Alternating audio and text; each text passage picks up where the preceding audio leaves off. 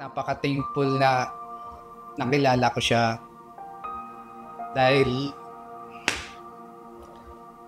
lahat ng struggle sa buhay ko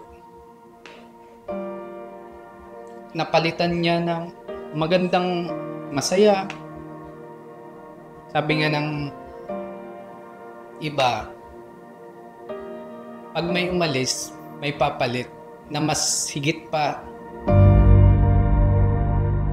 Lalab, alam mo naman kung gaano kita kamahal. Tanggap kita kung ano ka at sino ka. Parang maiiyak ako.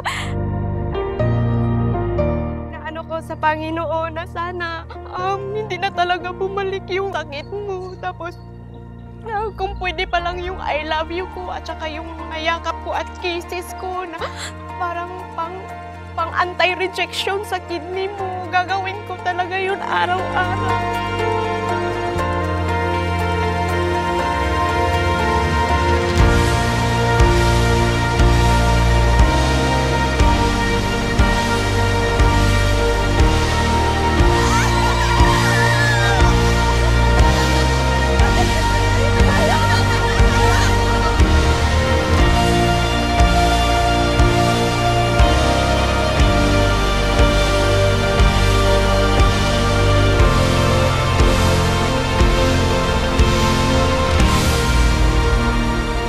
Grant us, O Lord, to be one in heart and soul, from this day forward, for better, for worse, for richer, for poorer, in sickness and in health, until death do us part.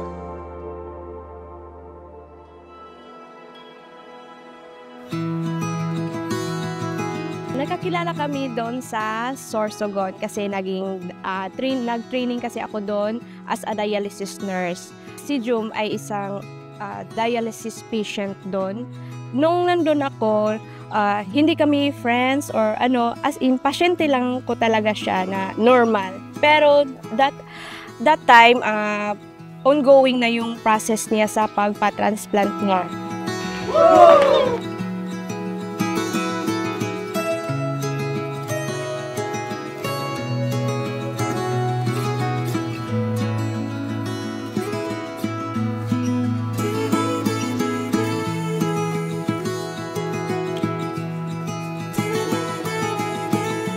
Gaya ng buwan, hindi mo kailangang maging perfecto.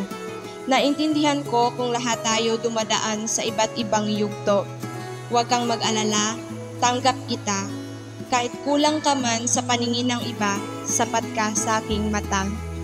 I love you so much.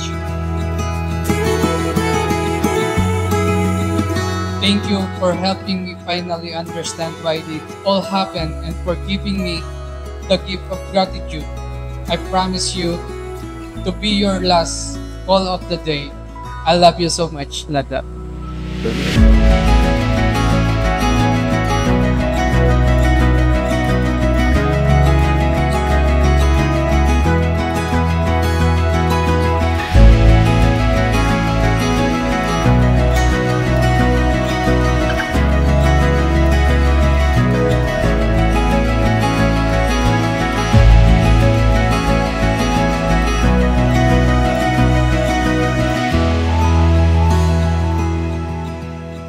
Adunay duha ka klase sa gugma. Espirituhanon nga gugma o aduna po'y tawhanon nga pagigugma. Gigugma na to ang Ginoo labaw sa tanan o gigugma usab ang atong isikataw sama sa pagigugma sa atong kaugalingon. Ang tawhanon nga pagigugma mao ang usa ka lalaki may gugma sa usa ka babae o dalo niya sa altar sa Kaminyoon.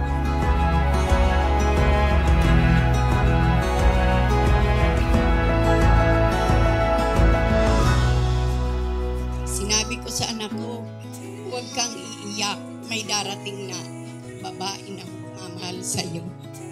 Ayan na talaga ito. Kapag hiningi mo pala sa Panginoon ay dumarating talaga. Pinakamabait ko na.